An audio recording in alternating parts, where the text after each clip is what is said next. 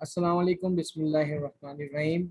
Now we are going to solve the Cambridge O-Level Chemistry Multiple Choice Question 5070 Paper 11. इंशाल्लाह आज हमारी कोशिश होगी कि more than 50% पेपर जो है आज हम इसको solve करें.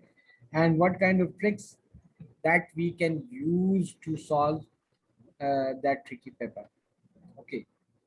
तो we are going to start. अच्छा, टारगेट आप लोगों को हमेशा मैं ये कहता हूँ कि शुरू के जो 10 सवाल हैं आप लोगों ने कोशिश करनी है कि वो 10 मिनट के अंदर अंदर सॉल्व कर लेना है, ठीक है. बाकी आपके पास 50 मिनट्स नहीं होते, बल्कि आप उसको 5 मिनट स्पेयर में ही रखें तो 45 मिनट्स रहते हैं. बाकी क्योंकि आउट ऑफ 60 में से आपने 10 यहाँ पे कर लिया 55 मिनट्स में से, तो बाकी 45 मिनट्स रह गए. फिर वो 45 मिनट्स में आपके पास ट्रिकी क्वेश्चन हैं, उनको आप अटेम्प्ट करने की कोशिश करते हैं. चलें जी, बिस्मिल्लाहिर्रहमानिर्रहीम. The diagram shows 4 pieces of apparatus that are used to measure the volume of a gas or a liquid. ठीक है, which piece of apparatus should always be filled to the same level. ठीक है, अब इसमें से कौन सा आपके पास, ये तमाम के तमाम आपके पास apparatus हैं जो कि क्या है, ये तमाम apparatus जो हैं बेसिकली वॉल्यूम को मेजर करने के लिए इस्तेमाल होते हैं. लेकिन ये कह रहे हैं कि एक ऐसा आपके पास इनमें apparatus है जिसको आपको एक खास लेवल तक फिल करना पड़ता है. ठीक है, ये देखें मैंने इसको यहाँ पे ज़रा कीड़े मकोड़े बना के इसको सही सा कर लिया. क्या इसको खास आपके लेवल तक आपको फिल करना पड़ता है, तो वो कौन सा आपके पास एपरेटस हो सकता है. ठीक है, ना what could be your answer.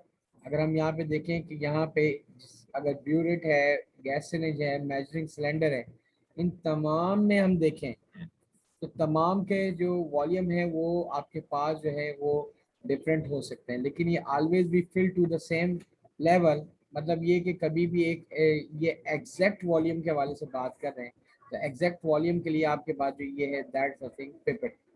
क्यों, पिपेट के अंदर आपके पास एग्जैक्ट वॉल्यूम आता है और यहाँ पे आप गौर से देखें तो हर पिपेट के ऊपर एक खास निशान होता है और वहाँ तक उसको फिल करना ज़रूरी होता है, वरना हमारे पास एक्यूरेसी जो है रिजल्ट में नहीं आती. Got it. ईजी है, आसान है. बेसिकली यहाँ पे इन्होंने एग्जैक्ट वॉल्यूम की बात की है. ठीक है, सिंपल आपके पास चीज थी, थोड़ा सा ट्रिकी करके इन्होंने पूछा है कि एग्जैक्ट वॉल्यूम जो है वो आप कैसे फाइंड आउट कर सकते हैं, जबकि इसके अंदर हमारे पास वॉल्यूम की जो रेंज है वो डिफरेंट हो सकती है, इसके अंदर रेंज डिफरेंट हो सकती है, इसमें रेंज डिफरेंट हो सकती है. अच्छा, अब क्वेश्चन नंबर 2 है. Copper to sulfate is prepared by reacting excess copper to carbonate with dilute sulfuric acid. ठीक है जी, अब यहाँ पे आपको एसिड बेसिस एंड सॉल्ट वाला चैप्टर आप लोगों ने पढ़ा है. आपको पता है कि जब भी कोई एसिड किसी कार्बोनेट के साथ रिएक्ट करता है तो उसमें सॉल्ट, वाटर और कार्बन डाइऑक्साइड गैस प्रोड्यूस होती है. अब कह रहा है which two pieces of apparatus are needed to obtain copper sulfate crystals by this reaction. अब गौर से देखें, इन्होंने खुद बता दिया कि कॉपर सल्फेट के जो आपने क्रिस्टल्स लेने हैं, लेकिन ये कॉपर सल्फेट कौन सी फॉर्म में है, इट्स सॉल्युबल. क्योंकि इसमें AQ लिखा हुआ है, इसका मतलब इट्स अ सॉल्युबल सॉल्ट. अब सॉल्युबल सॉल्ट के अंदर हमें कौन कौन सी चीजें चाहिए होंगी. अब हमने केमिकल रिएक्शन कराया, इसमें कार्बन डाइऑक्साइड जो है ये तो बाहर एवोपरेट हो गई. आपके पास ये जो वाटर है और ये कॉपर सल्फेट आपस में मिक्स हुए हैं, and we need to remove the water, तो डेफिनेटली हम उसको हीट करेंगे. हम उसको क्या करेंगे, हीट करेंगे. तो हीट करने के लिए हमें कम से कम किस चीज़ की ज़रूरत पड़ेगी, हमें एवापोरेटिंग बेसन की ज़रूरत पड़ेगी, जिसको हम सिंपल लफ्ज़ों में चाइना डिश भी कहते हैं. ठीक है, अब जिसमें एवोपरेशन का प्रोसेस किया जाएगा और आप उसके बाद जब ये एवोपरेशन कंप्लीट होने से पहले, जैसे अगर हम एवोपरेशन कर रहे हैं तो उसके साथ साथ हमारे पास क्या होगा, या क्रिस्टलाइजेशन का अगर हम प्रोसेस कर रहे हैं तो उसके अंदर हम जब क्रिस्टल्स बनना शुरू हो जाएंगे तो हम फिल्ट्रेशन का प्रोसेस करेंगे. तो ये दो चीज़ें हमें रिक्वायर्ड होंगी, जो कि इन्होंने कहा था कि हमें यहाँ पे कौन सी दो सब्सटेंसेस हैं वो रिक्वायर्ड है. तो इसका आंसर हमारे पास क्या है, 2 and 3. The answer is 2 and 3. Why, क्योंकि हमें क्रिस्टलाइजेशन का प्रोसेस करना है, तो इनमें सबसे बेस्ट सुटेबल चीज़ जो हमें चाहिए क्रिस्टलाइजेशन में, एक ऐसा कोई भी बर्तन जिसमें हम क्रिस्टलाइजेशन कर सकें, दूसरा क्रिस्टल जब बन रहे हो तो उसको हम फिल्टर कैसे करें. ठीक है जी, और भी इसमें एपरेटस आ सकते हैं, but they have told us कि कौन से दो एपरेटस यहाँ पे जिनके बगैर ये प्रोसेस हो ही नहीं सकता. तो इन इज गिवन आपके पास डिटेल के अंदर जो है ये दो चीजें रिक्वायर्ड थी। Got it. Now we are moving to question number 3। A paper chromatography experiment is carried out to find an RF value, ठीक है, for Fe3 positive aqueous sign. The result are shown. अब यहाँ पे इन्होंने ये result इसके बता दिए। अच्छा जी, अब यहाँ पे ये सॉल्वेंट फ्रंट है क्योंकि वाई से इन्होंने रिप्रेजेंट किया है, और ये जो आपके पास ये इस आइन का जो ये स्पॉट प्रोड्यूस हुआ है सोल्यूट का, वो यहाँ पे इन्होंने इसको एक्स से रिप्रेजेंट किया। अच्छा, ये बेस्ट लाइन है जो कि यहाँ पे इन्होंने मेंशन की है। अब यहाँ पे क्या कह रहा है, to make the spot containing Fe3 positive more visible the paper is sprayed with the aqueous sodium hydroxide so that the precipitate of iron 3 hydroxide forms, ठीक है। Under the condition of experiment RF Fe3 positive is given by dash 1 and the colour of the dash precipitate. अब आपको पता है Fe3 positive का जो colour है वो क्या होता है। इस आयन का कलर जो है आपने सॉल्ट वाले चैप्टर में पढ़ा है, दैट इज रेडिश ब्राउन। या तो ये रेडिश ब्राउन कलर का जो है, या डर्टी ब्राउन या रेडिश ब्राउन कलर का जो है यहाँ पे प्रोड्यूस हो रहा होगा। तो डेफिनेटली हमें क्या चाहिए, हमें इसकी फिल इन द ब्लैंक्स के अंदर कलर देखें तो कलर में यहाँ पे आपके पास यहाँ जहाँ ग्रीन आ रहा था, जहाँ ग्रीन आ रहा था, ये तो ऑप्शन हो गया गलत, क्योंकि ग्रीन कलर जो है आपको पता है कि ग्रीन कलर कौन से आयन का होता है। ग्रीन कलर अगर आयरन में ही देखें तो हमारे पास Fe2 पॉजिटिव आयन का होता है, ठीक है, नंबर 1। और क्रोमियम आयन का होता है, ये दो चीजें जिनका ग्रीन कलर होता है। तो हमें तो यहाँ पे Fe3 पॉजिटिव चाहिए। अच्छा, now we need to choose from A and C. अच्छा जी, जब भी RF वैल्यू फाइंड आउट करते हैं तो बेटा क्या होता है, कौन सी वैल्यू हम लिखते हैं, है भाई? क्या हम ऊपर क्या लिखते हैं, सॉल्यूट की वैल्यू लिखते हैं, और नीचे हम किसकी वैल्यू लिखते हैं, हमारे पास सॉल्वेंट की, ऐसी कुछ लिखा होता है। एम आई राइट बेटा वरीशा? तो सोल्यूट तो यहाँ पे किसको रिप्रेजेंट कर रहा था, गौर से देखें, सोल्यूट एक्स को रिप्रेजेंट कर रहा है और सॉल्वेंट जो है वो वाई को रिप्रेजेंट कर रहा है। तो इसका आंसर क्या होना चाहिए, तो गैप 1 के अंदर इसका आंसर आना चाहिए ये x over y. This is the answer. Got it? Now question number 4. Aluminium chloride is dissolved in water and the resulting solution is divided between 3 test tubes. ठीक है, अब एल्युमिनियम क्लोराइड है। अब जरा मैं अब आपकी टेस्टिंग करूंगा बेटा, be with me now, you need to give me the answer. Aluminium chloride है, ठीक है बेटा।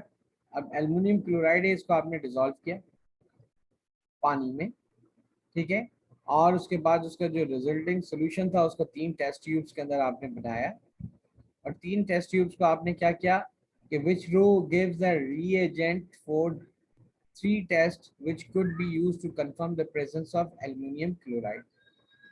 अच्छा, अब यहाँ पे कह रहा है कि टेस्ट ट्यूब नंबर 1 में आपने क्या डाला, aqueous sodium hydroxide, aqueous sodium hydroxide, aqueous ammonia, aqueous sodium hydroxide. दूसरे में भी आपने क्या डाला, एक्वस अमोनिया। तीसरे में डाला dilute hydrochloric acid and silver nitrate, ठीक है। तीसरे में डाइल्यूट हाइड्रोक्लोरिक एसिड। जरा बेटा याद रखें, आपके पास कुछ चीजें थी, ठीक है, आपको याद है, मैं अपने वो नोट्स पे आप लोगों के साथ शेयर कर लूँ, give me a minute. Not my notes, ये भी आप लोगों की मेहरबानी है, ये डिफरेंट सोर्सेज से ये मटेरियल मैंने यहाँ पे अपने पास रखा हुआ है ताकि आप लोग, you must keep that thing in your mind. अच्छा, हमारे पास academic material, that is chemistry data,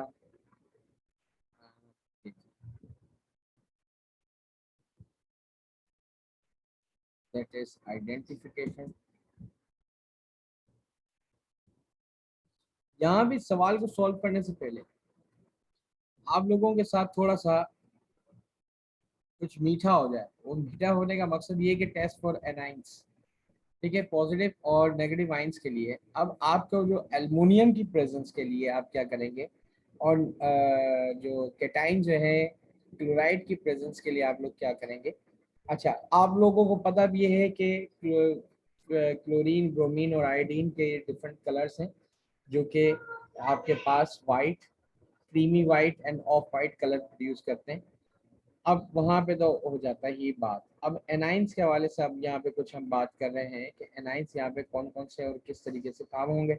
एक ये यूट्यूब से ही एक मैंने वीडियो निकाली थी, just watch it first, it will help you a lot, ताकि आप इसके डिस्क्रिप्शन को देखने में बहुत ज़्यादा आपको हेल्प लगेगी।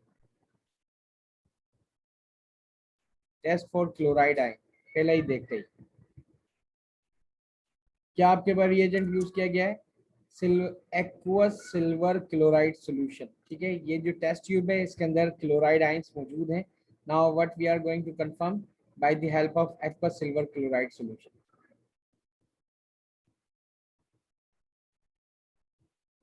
White precipitate,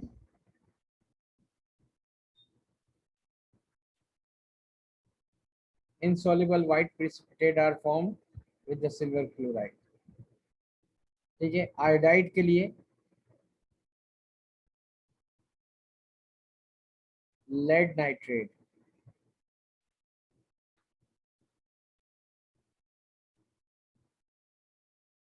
yellow colour produce होगा। ठीक है, येलो प्रिसिपिटेट।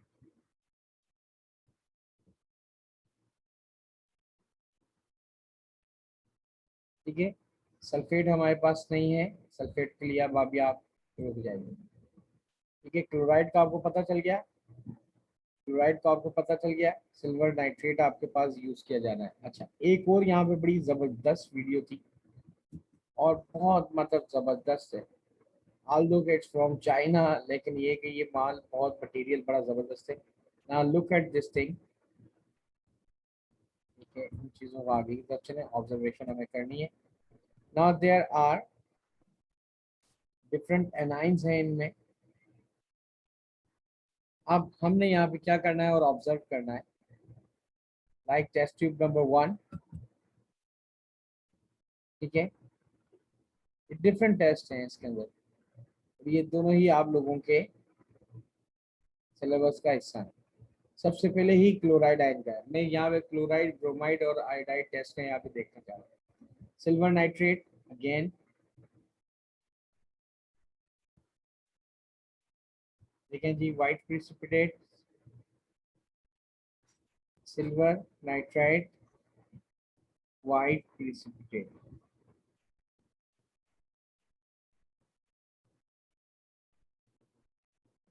अच्छा, एल्युमिनियम के लिए भी वाइट प्रिसिपिटेट ही आते हैं, लेकिन अभी मैं उसकी ऑब्जर्वेशन आपको बाकायदा यहाँ पे दिखाऊंगा, फिर हम ये आगे की तरफ चलें।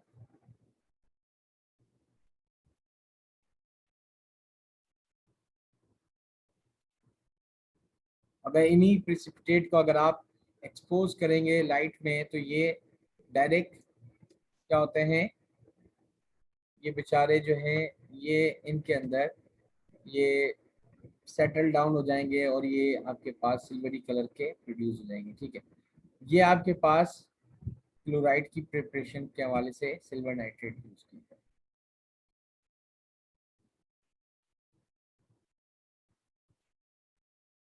ये इसका इक्वेशन। अब आपके ब्रोमाइड आइंस, जरा ब्रोमाइड आइंस येलो प्रिसिपिटेट आएंगे, वही सिल्वर नाइट्रेट है।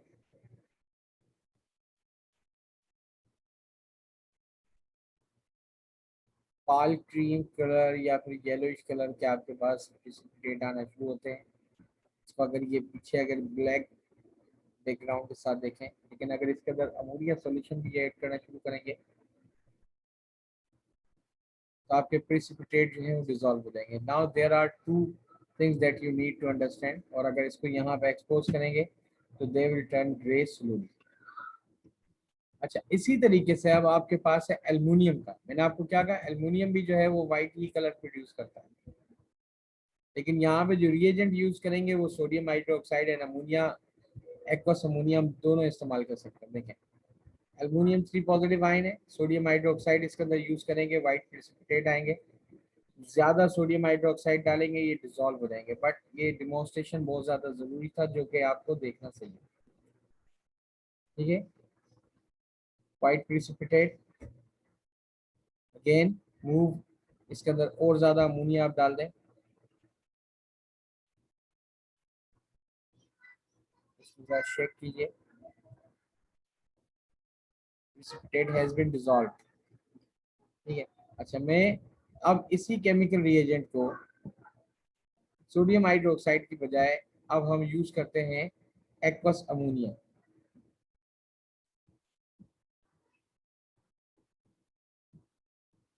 अब जो हमारे पास जो काम की चीज है हम उसको देखते हैं, ये हमारे काम की चीज नहीं है। ठीक है। अब एक्वस अमोनिया के अंदर सेम चीज हमें ये देखनी है। Again aluminium ion, the same result will happen here। Aluminium ion का सैंपल लिया हमने। यहाँ पे आपके पास क्या है, अगेन देखिए वही वाइट प्रिसिपिटेट, दोबारा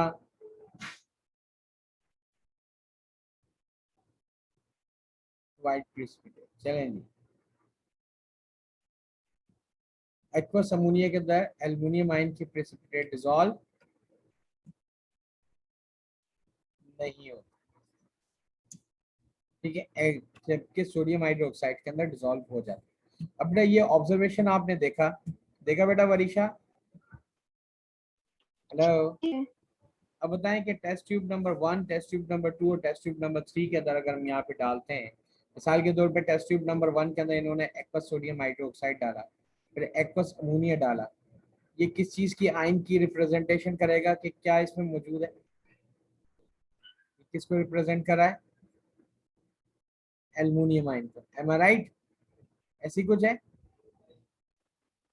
है भाई? सर। अच्छा। अब दूसरी चीज यहाँ पे ये है कि लेकिन यहाँ पे लिखा है dilute hydrochloric acid and silver nitrate.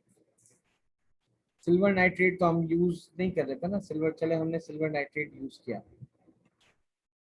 अब सिल्वर नाइट्रेट अगर हम कर रहे हैं तो यहाँ पे nitric acid and barium nitrate तो हो नहीं सकता। पहले तो मैं यहाँ पे जो गलत वाले आंसर है उनको खत्म कर, ठीक है। डाइल्यूट हाइड्रोक्लोरिक एसिड और ये हो नहीं सकता, तो यहाँ पे इसका मतलब क्या है कि ऑप्शन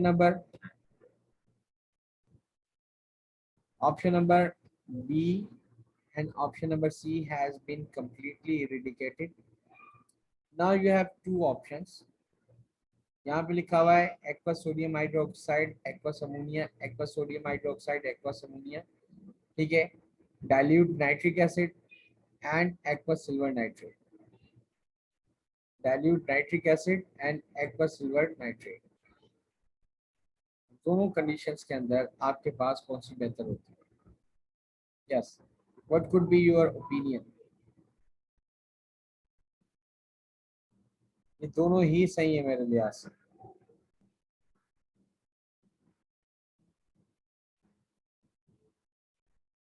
ठीक है जी। ऑप्शन ए और डी के अंदर से अब ये थर्ड वाला आपके पास चूज करना है कि हमने हाइड्रोक्लोरिक एसिड के साथ यूज किया सिल्वर नाइट्रेट को या नाइट्रिक एसिड के साथ।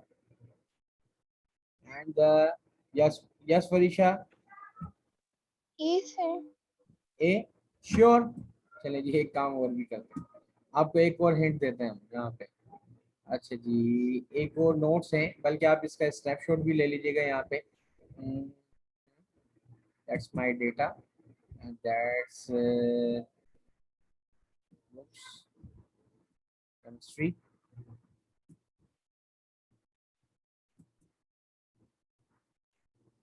यहाँ पे identification of ions and gases.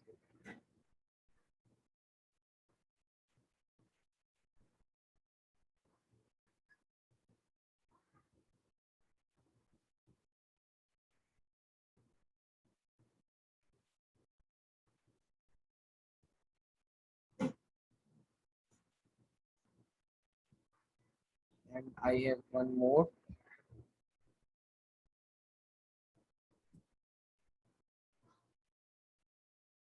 आपने ए पे स्टक रहिएगा, ठीक है, आपने ए बोला है मुझे।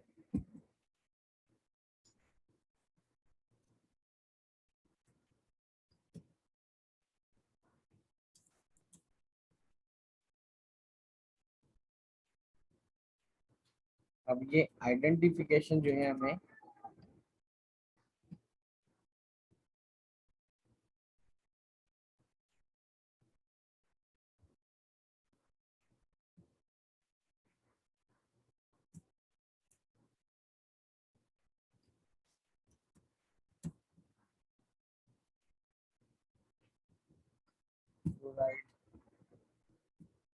Chloride, yes.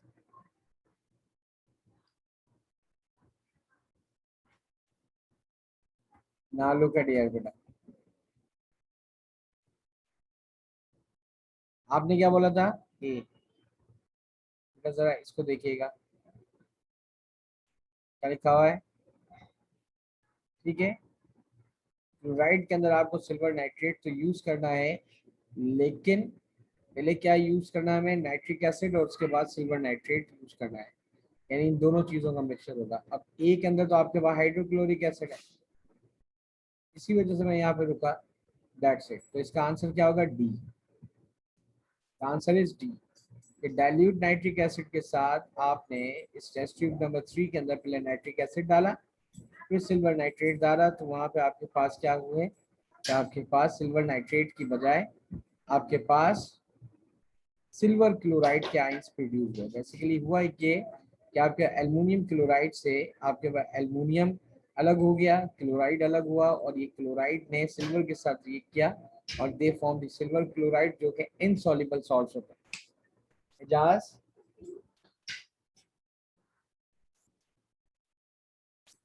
ठीक है बेटा। अब हम यहाँ से हम आगे की तरफ चलते हैं। Got it? Have you got it? जी सर।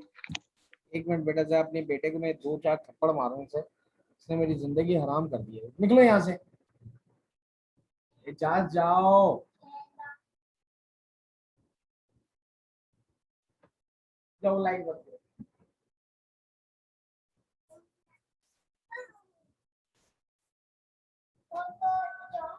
कॉरिडोर की लाइट बंद करो।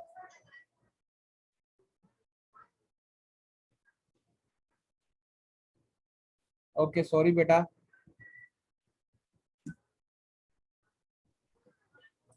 ओके बेटा, क्वेश्चन नंबर 5, मैं आपको ये क्यों पूरे पूरे कॉन्सेप्ट के साथ ये बात कर रहा हूँ ताकि आपको ये याद रहे। अच्छा, इसका जो है आप स्क्रीनशॉट भी ले लें। एक मिनट में इसको ज्यादा हाईलाइट कर देता हूँ। ये वो एनाइंस हैं जो कि आपके पास आपके सिलेबस में। Got it? ले लिया? Very good. अच्छा, अब हम आ जाते हैं दोबारा अपने टॉपिक पे। Question number 5, which statement about the methods of purification and analysis is correct? A liquid that boils over range of temperature may still be 100% pure. कह रहा है कि एक सब्सटेंस है जिसको डिफरेंट टेम्परेचर के ऊपर बॉयल हो सकता है, तो 100% प्योर क्या हुआ? प्योर सब्सटेंस का तो specific melting and boiling point होता है, ये तो आंसर देखते ही गलत हो गया। एंड इनसॉल्युबल सब्सटेंस, यानी वो सब्सटेंस जो इनसॉल्युबल है, may be separated from water by crystallization. बेटा क्रिस्टलाइजेशन के अंदर आपके पास सॉल्युबल सब्सटेंसेस को अलग किया जाता है, इनसॉल्युबल को हम क्रिस्टलाइजेशन नहीं बल्कि फिल्ट्रेशन की मदद से अलग करते हैं। अब ये पे लिखा हुआ है chromatography may only be used to separate the colored substances. How it could be possible? बेटा आपने पढ़ा होगा कि क्रोमेटोग्राफी कलरलेस सब्सटेंसेस की भी इस्तेमाल की जाती है, और वहां पे उनके पिगमेंट्स को हाईलाइट करने के लिए हम जो है लोकेटिंग एजेंट का स्प्रे करते हैं, ठीक है जी। तो ये तो कलरलेस और कलर कंपाउंड दोनों के लिए ही इस्तेमाल आजकल हो रही है, तो ये भी आपका ऑप्शन खत्म हो गया। तो बाकी रे दे के क्या रह गया? डी। ये वो ट्रिक है जिनकी वजह से आप जल्दी जल्दी आंसर्स निकाल सकते हैं। Liquid air can be fractionally distilled giving oxygen as one product. हाँ yes, this is right. Oxygen is a mixture of gases, उसको आप क्या कर सकते हो कि फ्रिक्शनल डिस्टिलेशन की मदद से सेपरेट कर सकते हैं गैसेस को। Question number 6, with change in pressure and temperature would both result in a decrease in the volume of the fixed mass of gas. कह रहा है कि with change in pressure and temperature would both result in a decrease in volume of fixed mass of gas. बेटा यहाँ पे दो loss हैं कि आपके पास क्या है कि pressure is inversely proportional to volume. इसका मतलब क्या होता है कि जितना ज्यादा आप एक्सटर्नल प्रेशर बढ़ाओगे तो वॉल्यूम जो होगा सब्सटेंस का कम होगा। सर ये part C G is answer. अच्छा बिल्कुल, देख लेते हैं। Temperature is directly proportional to volume, यानी कि हमें टेम्परेचर यहाँ पे कम करना है, और फिर आपने सी बोला है अभी मुझे, एंड प्रेशर जो है यहाँ पे हमें क्या करना होगा? बढ़ाना होगा। आपने डायरेक्ट ऑप्शन से ही देख लिया, increase the pressure and decrease the temperature. Very good, excellent. यहाँ पे हम आपको बोलेंगे एक्सीलेंट। ठीक है, तो ये दोनों ही चीजें आपको पता होनी चाहिए, बेसिक कॉन्सेप्ट्स आपके पास है। क्वेश्चन नंबर 7 है, which definitions of isotope is correct। अच्छा, इससे पहले मैं आपको बता दूं कि आइसोटॉप्स में क्या क्या चीजें सेम होती हैं।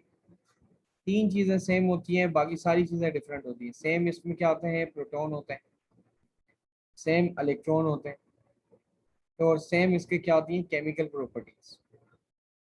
Same proton, same electron and same chemical properties. ठीक है, अच्छा। अब दो चीजें इसमें डिफरेंट होती हैं जो कि आप लोगों के सिलेबस के अंदर बताई गई हैं। वेरी गुड, आपने बिल्कुल सही पहुंच गई। और डिफरेंट क्या होती है, डिफरेंट आपके पास क्या होती है, न्यूट्रॉन एंड फिजिकल प्रॉपर्टीज। ठीक है, अब डी आपने कहा atoms have the same element which have the different number of neutrons. बिल्कुल सही, ये आपने बिल्कुल सही बताया। ठीक है, सेम तो ये चीज होती है, different neutron and physical properties है। अच्छा, which one has the most shells that contain electrons. Aluminium, barium, beryllium, nitrogen and sulphur. अब इसके लिए हम सिंपल सिंपल क्या कर लेते हैं, एक पीरियोडिक टेबल निकाल लेते हैं। और पीरियोडिक टेबल यहाँ पे मैं यहीं पे ही स्टार्ट कर देता हूँ, क्योंकि अभी ग्रुप पे जाएं वहाँ से वापस आएँ, it would be a very lengthy task के लिए। हम यही निकाल लेते हैं। तो पीरियोडिक टेबल आप लोगों के साथ आप लोगों को मिला होगा। ठीक है, और यहाँ पे मैं आप लोगों को ये रिक्वेस्ट करूंगा, खुदा के वास्ते जो टूल आपके पास मौजूद है आप उसको उससे 100% फायदा लें। बहुत सारे बच्चे ज़्यादा होशियारी करते हैं, वो कहते हैं नहीं नहीं ये तो मुझे आता है और ये मुझे पता है। ओ भाई, पता होगा यार, लेकिन एक चीज़ आपको अगर मिली भी है आप उससे ज़्यादा से ज़्यादा बेनिफिट लें। अच्छा, अब यहाँ पे हमारे पास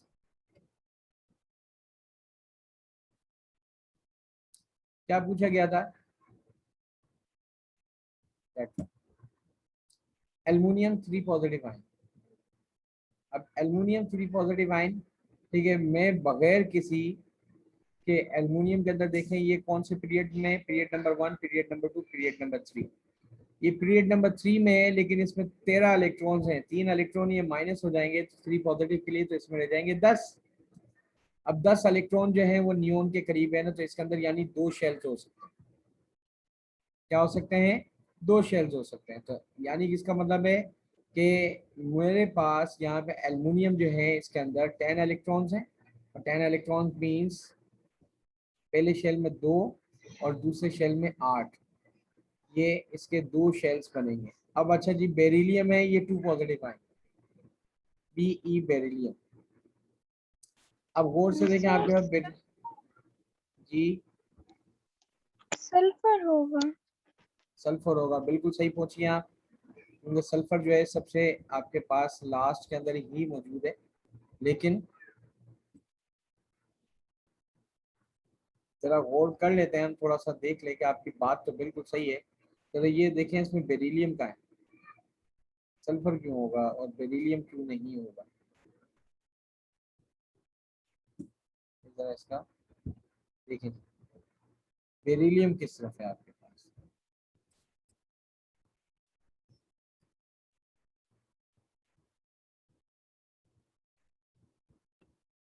बेरिलियम जरा ढूंढ के बताएंगे। ठीक है जी, अच्छा एल्युमिनियम तो ये आ गया आपके पास।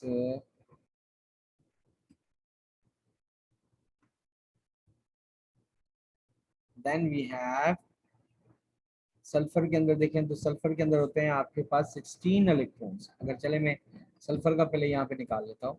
सल्फर में होते हैं 16 इलेक्ट्रॉन्स, लेकिन इससे 2 इलेक्ट्रॉन गेन किए तो इसके पास 18 इलेक्ट्रॉन्स हो गए। तो 18 इलेक्ट्रॉन्स का मतलब इसके बाद 3 शेल हो गए, 2, 8 एंड 8। It has 3 shells. अगर इसके बाद 3 शेल्स हैं तो ये तो आपका ऑप्शन ए तो वैसे ही गलत हो गया। नाइट्रोजन में देख लेते हैं, नाइट्रोजन के बाद 7 इलेक्ट्रॉन्स होते हैं, लेकिन 3 का मतलब है कि इसके अंदर होगा 10 इलेक्ट्रॉन्स। 10 इलेक्ट्रॉन्स मीन्स इसके पास भी 2 शेल है, 2 एंड 8। ठीक है जी। अब यहाँ पे सिर्फ मैं बेरिलियम को कंफर्म कर लूँ, फिर मैं आगे की तरफ मूव करूंगा। Where is beryllium? आप लोगों को नजर आ रहा है? कहाँ बेरिलियम, तुम कहाँ हो?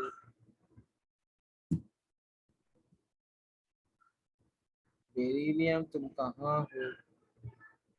कहाँ है बेरिलियम?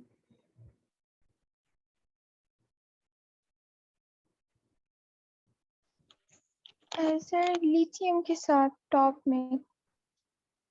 यस, ये रहा बेरिलियम, वेरी गुड। इसमें तो 4 इलेक्ट्रॉन है, तो इसने दो वैसे माइनस कर दिए, तो इसमें कमबख्त का बनाई एक शेल। ठीक है, 4 इलेक्ट्रॉन है, तो अब ये 2 बच गए, तो इसके अंदर भी सिर्फ 2 इलेक्ट्रॉन्स बचेंगे, तो ये भी नहीं हुआ। बात तो आपकी सही थी, लेकिन मैं चाह रहा था यहाँ पे पहले कंफर्म करके बता। तो answer is D. Which substance could conduct electricity both when solid and when molten? Solid और मोल्टन के अंदर जो चीज होती है वो क्या होती है? या तो वो मेटल्स हो सकते हैं, है ना जी, हाइड्रोकार्बन तो होंगे नहीं। ठीक है, मेटल ऑक्साइड जो है बेसिकली बेटा ये बेसिस होती हैं, और बेसिस जो होती है सिर्फ मोल्टन स्टेट के अंदर होती हैं। बेसिस जो है क्या होती हैं? ओनली मोल्टन या लिक्विड फॉर्म के अंदर ये, या एक्वस फॉर्म के अंदर ये कंडक्ट कर सकती हैं, तो ये भी आपके पास नहीं होगा। ठीक है जी, अब आपके पास क्या रहेगी? आपका सॉल्ट। अब सॉल्ट्स आपके जो हैं वो भी आपके पास क्या होते हैं? सॉल्ट्स जो हैं वो आयनिक कंपाउंड हैं। जितने भी आयनिक कंपाउंड होते हैं उनके साथ यही प्रॉब्लम होता है। तो बाकी आपके पास एक एलॉय रह गया। एलॉय जो है वो इसमें मेटल्स की जो है आमेजिश या क्या होती है, इम्प्योरिटी शामिल होती है। Which substance is an ionic compound? Ammonia जो है ये कोवेलेंट है। Hydrogen calcium chloride. क्लोराइड। जी, मैं सारे ऑप्शंस करने के बाद आ रहा था, आपने पहले ही आंसर दे दिया। Calcium chloride it's a salt, that's why it is an ionic compound. अच्छा, यहाँ पे बड़ा मजे का सवाल, ये मुझे बहुत पसंद है। The dot and cross diagram of the 4 compounds, which diagram is correct? CH4। आंखें बंद करके इसके ऊपर आप ये नहीं, ये करेक्ट है, क्योंकि कार्बन के आउटर मोस्ट शेल में 4 इलेक्ट्रॉन होते हैं, हाइड्रोजन के पास 1 होता है। ठीक है, अब यहाँ पे अगर देखें तो कार्बन के 4 इलेक्ट्रॉन होते हैं, तो इसका मतलब है 2 इलेक्ट्रॉन्स यहाँ पे मिसिंग थे। ये 3 का फार्मूला। जी। ठीक है, कार्बन डाइऑक्साइड है, आपको पता है कि ऑक्सीजन के अंदर जो होते हैं वो 6 इलेक्ट्रॉन्स होते हैं, टोटल 8 होते हैं, तो आउटर मोस्ट शेल में 6 इलेक्ट्रॉन हुए, 2 यहाँ कंज्यूम हुए, तो आउटर मोस्ट शेल के अंदर 4 जो है इलेक्ट्रॉन्स होने चाहिए। इस तरह से इधर ये नहीं था। हाइड्रोक्लोरिक एसिड के अंदर ये हाइड्रोजन में इतने सारे बॉन्ड कहाँ से आ गए? तो ये सब गलत, सब गलत, सब गलत। इसका पहला ही ऑप्शन आपका सही है। चलें जी, आगे की तरफ चलते हैं। Element X has a lattice of positive ion and sea of electron, which property will X have? तो सिंपल लफ्जों में ये है क्या? ये तो मेटल्स हैं, तो आपने मेटल्स की जो प्रॉपर्टीज हैं अपने जहन में आ जानी चाहिए। It conduct electricity by the movement of ions and electrons. Ions कैसे होते हैं? इलेक्ट्रॉन्स तो हैं, चलें। It is high melting point, it decompose by electric current. Electric current जो है वो इलेक्ट्रोलिसिस की वजह से होता है। इट इज नॉट मिलिएबल, बी ये से। मेली। इसका नियरेस्ट आंसर जो है बी है। ठीक है, तो इसका नियरेस्ट आंसर हमारे पास B. Very good. A chicken egg has mass of 60 grams. That eggshell's 10% is 10% of total mass.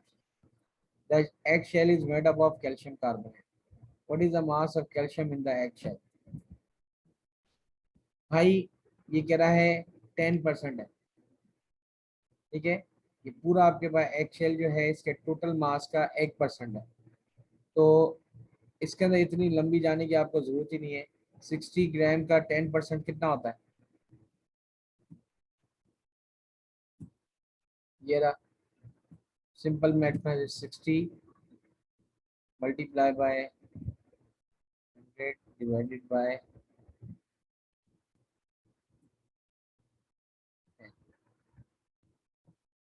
ये होगा इसका 6 ग्राम। ठीक है, आपको परसेंटेज का फार्मूला पता है ना? Percentage is equal to given upon total multiply by 100। तो यहाँ पे ऑलरेडी ये 10% है। गिवन आपके पास, हम कह रहे हैं कि एक्स इसको कंसीडर कर देते हैं। टोटल है 60 ग्राम मल्टीप्लाई बाय 100। तो 100 मल्टीप्लाई करा, इधर आके डिवाइड करेगा, तो 10/100 मल्टीप्लाई बाय 60, ठीक है जी। 10 divided by 100 multiply by 60, that's equal to 6 gram. ये कितने ग्राम हो गया? 6 ग्राम। अच्छा जी, अब ये कह रहा है the egg shell is made up of calcium carbonate, what is the mass of calcium in the egg shell? बहुत आसान है। कैल्शियम कार्बोनेट का फॉर्मूला क्या है? CaCO3। CaCO3 जरा इसका रिलेटिव मॉलिक्यूलर मास या फार्मूला मास निकाल लें। कैल्शियम कितना होता है मेरे बच्चे? कैल्शियम होता है 40, कार्बन कितना होता है 12, ऑक्सीजन कितना है 16, 3 जा 48। तो तीनों का आपने प्लस किया, 8 और 2 10, 0 ये हो गया 1, यहाँ गया 4 4 8, अच्छा एक 9 और एक 10, ठीक है। अब यहाँ पे इस 100 ग्राम में कैल्शियम जो है, अगर मैं सिंपल लफ्जों में कहूँ, इस 100 ग्राम कैल्शियम के अंदर अगर कहें तो 100 ग्राम कैल्शियम कार्बोनेट के अंदर ये जो था ये कितने ग्राम था? ये 40 ग्राम था, ठीक है। तो इस 6 ग्राम के अंदर, 6 ग्राम के अंदर ये कितना होगा? ये कितने ग्राम होगा? तो इसका ये परसेंटेज निकालने से दोनों की परसेंटेज सेम ही आती है, लेकिन मैं आपको दोनों तरीकों से यहाँ पे सवाल करके निकाल के दे सकता हूँ। तो यहाँ पे बेटा हमारे पास क्या होगा? 100/6 इज इक्वल टू 40/x, या 40 ओवर में यहाँ पे इसका मास जो है वो निकाल लिया, m लिख दिया इसको। तो दोनों को क्रॉस मल्टीप्लाई किया तो आपके आंसर क्या आता है? m is equal to 40 multiply by 6 divided bye,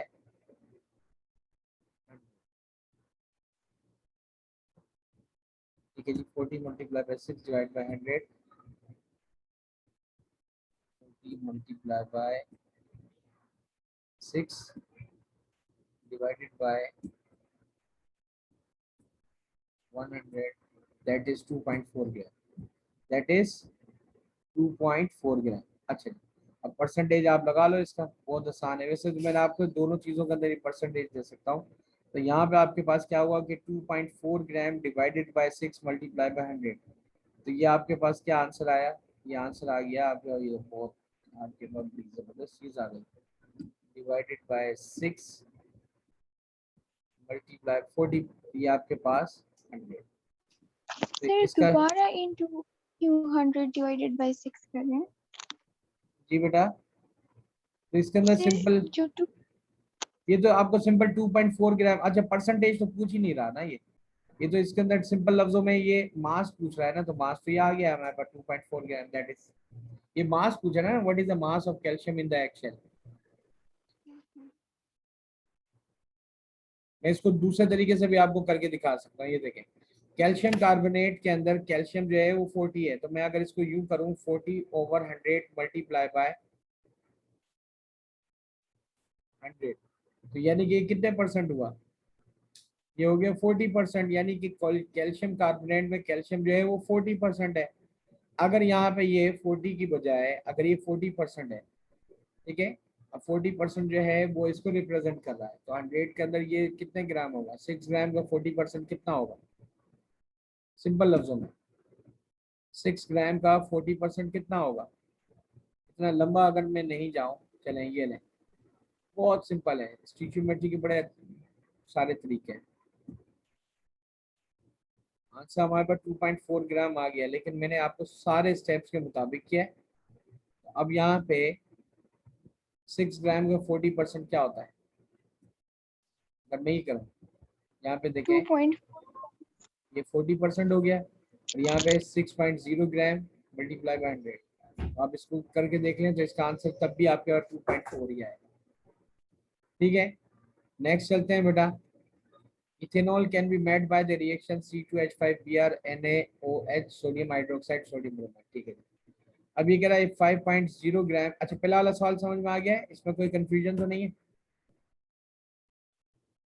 no sir नहीं है। ठीक है, अच्छा चलो, अब मैंने आपको बता दिया दोनों तरीकों से आंसर इसका 2.4 ग्राम आएगा। अब ethanol can be made by the reaction, लेकिन आपने वो प्रोसेस यूज करना है जिसको कम से कम टाइम में आप अटेम्प्ट कर सकें। Ethanol can be made by the reaction, इस रिएक्शन के जरिए हो सकता है।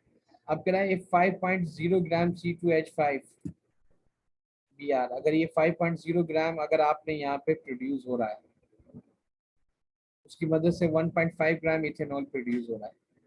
तो what is a molar percentage? Molar percentage किसे कहते हैं? अच्छा, ये आप लोगों की बुक के अंदर मोलर परसेंटेज है ही नहीं। ये मोलर परसेंटेज आपके पास मोलर कंसंट्रेशन लिखी है, मोलर परसेंटेज ऑफ द ये, ठीक है। अब ये कह रहा है कि C2H5 का अगर ये 5 ग्राम हो तो इथेनॉल 1.59 ग्राम।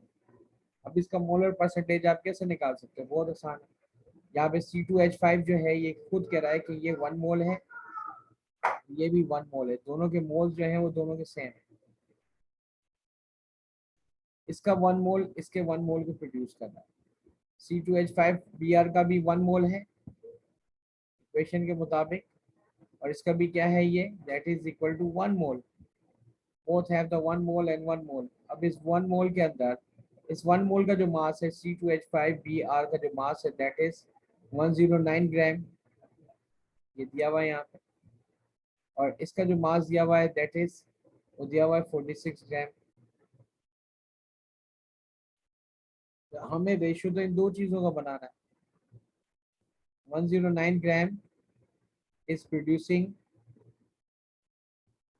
46 ग्राम इथेनॉल। अब इस 109 ग्राम की बजाय अगर ये 5 ग्राम हो जाए तो ये कितने ग्राम होगा? पहले तो आपको ये बताओ, तो हम x कंसीडर कर लेते हैं। 109/5,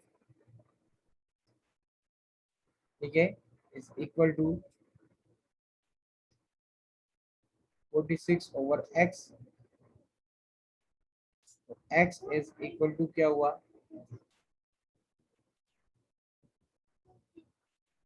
46 मल्टीप्लाई बाय 5 और 109। पहले तो मुझे ये पता चल गया कि इस 5 ग्राम के अंदर ये कितना आ सकता है,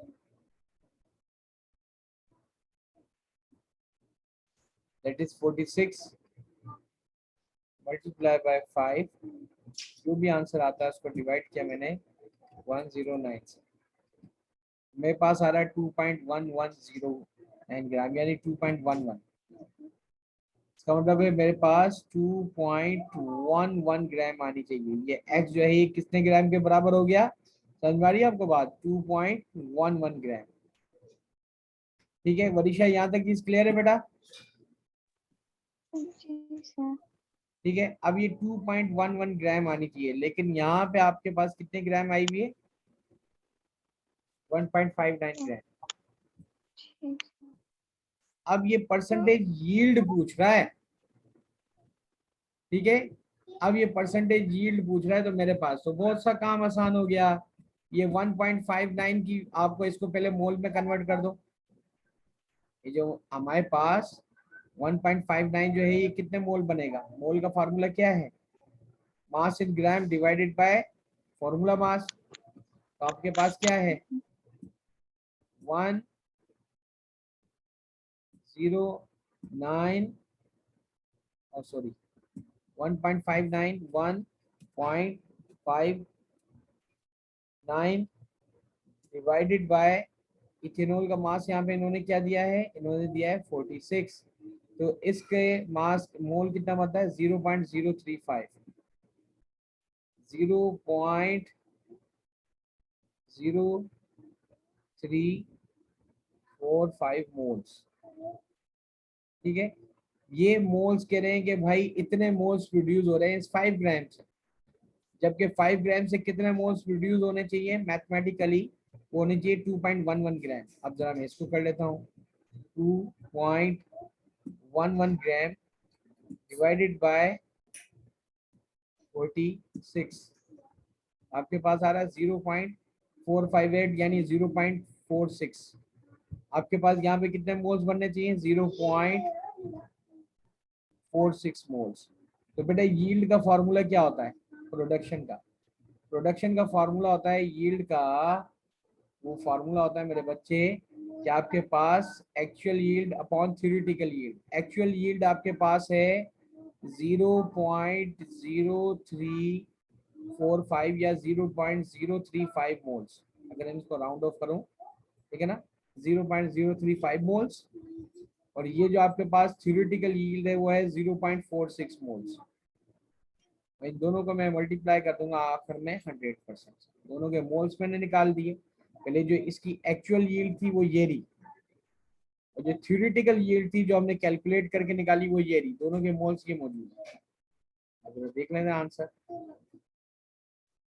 0.345 divided by 0.46 and the answer is 75%, 75%, यानी यील्ड मेरे पास आ रही है 75%।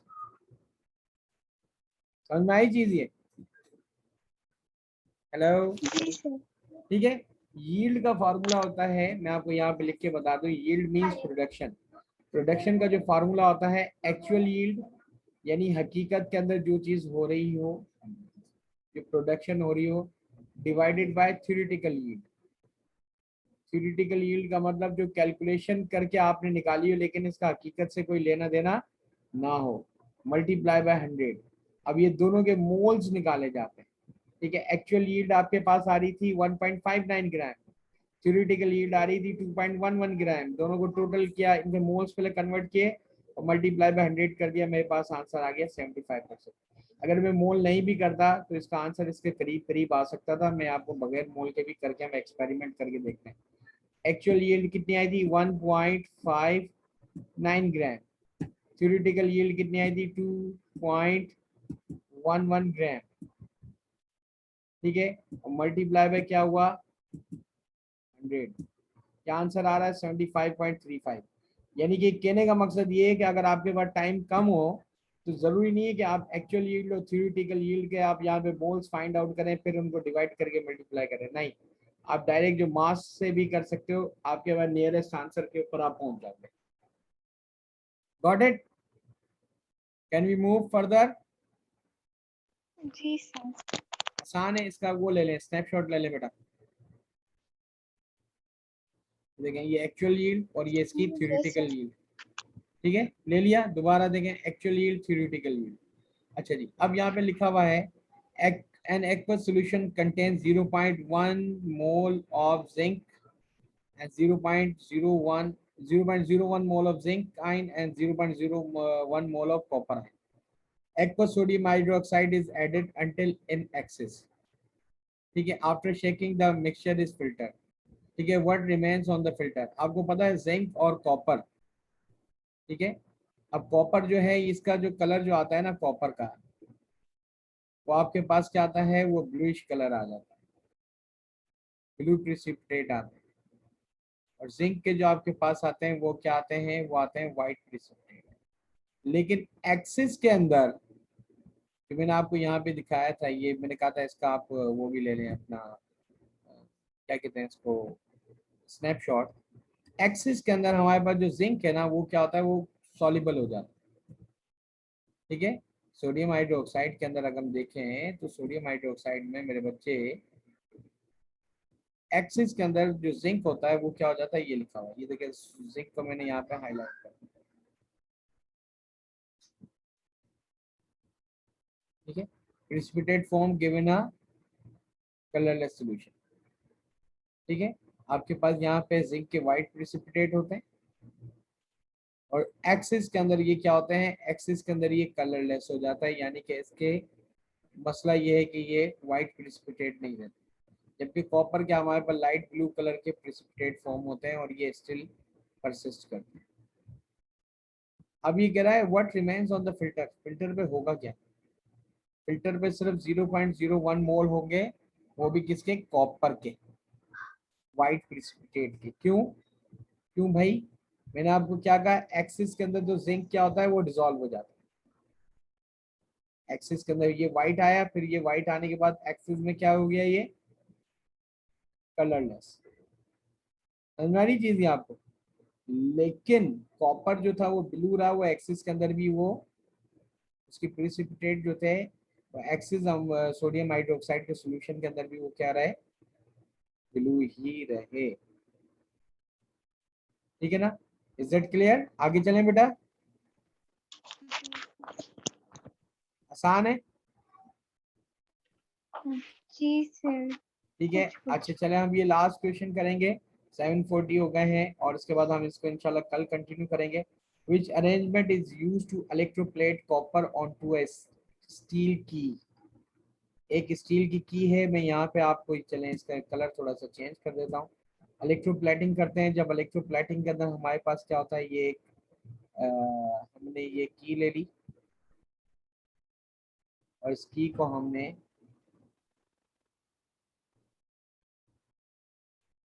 किसके साथ अटैच कर दिया, negative terminal of the battery यानी कैथोड के साथ। इसके साथ इस की को हमने अटैच किया है कैथोड के साथ। तो बेटा स्टील की जो है वो कैथोड के साथ अटैच होनी चाहिए क्योंकि पॉजिटिव आयन वहीं आएंगे। तो इसका मतलब ये है कि मुझे ये ऑप्शन नंबर बी और ऑप्शन नंबर डी जो है ये गलत हो गया। अच्छा, एनोड के साथ मुझे क्या अटैच करना चाहिए, जिस चीज की मुझे इलेक्ट्रोप्लेट करना है उसको मुझे एनोड के साथ अटैच करना चाहिए। ठीक है, अब एनोड के साथ इसको कह रहा है कि हमें इलेक्ट्रोप्लेट करना है कॉपर का, तो ये जो आपके पास जो कॉपर है ये क्या होना चाहिए, ये आपके पास एनोड पे होना चाहिए।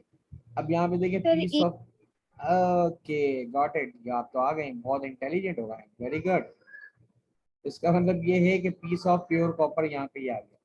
लेकिन सोल्यूशन कौन सा यूज करते हैं हम, सल्फ्यूरिक एसिड तो नहीं, हमें इलेक्ट्रोप्लेटिंग में वही चीज यूज करनी पड़ती है जो कि इसका यहाँ पे आयन होता है जिसको प्लेट कर रहे होते हैं। तो copper two sulphate, this is the answer. I hope we have one of the fruitful session और इससे आपको बड़ा काफी फायदा हुआ होगा, राइट?